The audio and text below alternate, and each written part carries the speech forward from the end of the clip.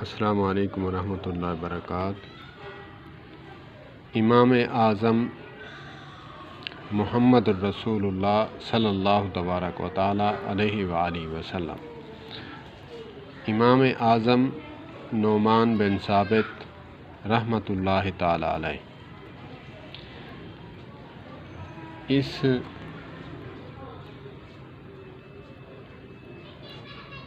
اس بات میں کتنی جو ہے وہ دم ہے، یا پھر اس بات کو کیسے ہمیں سمجھنا چاہیے کہ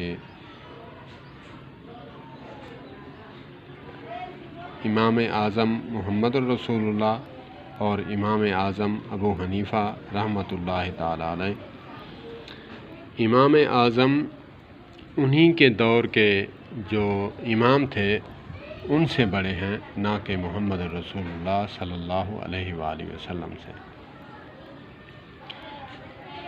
اور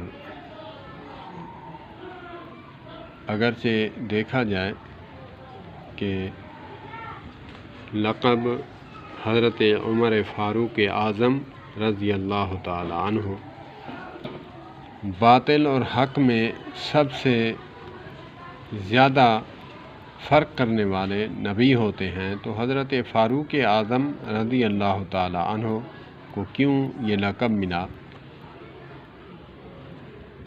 اسی لیے کہ صحابہ کرام رضوان اللہ علیہم اجمعین میں سے فاروق اعظم ہیں، نہ کہ نبیوں میں سے۔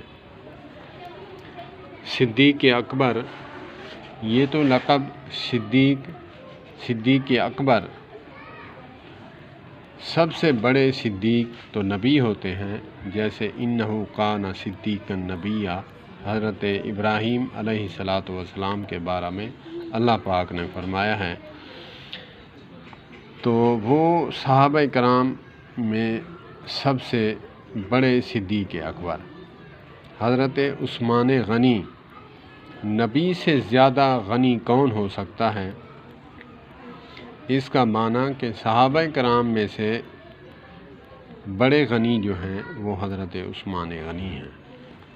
شیر خدا حیدر کرار کرم اللہ وجہ الکریم، نبیوں سے بڑا حیدر یا شیر خدا کون ہو سکتا ہے؟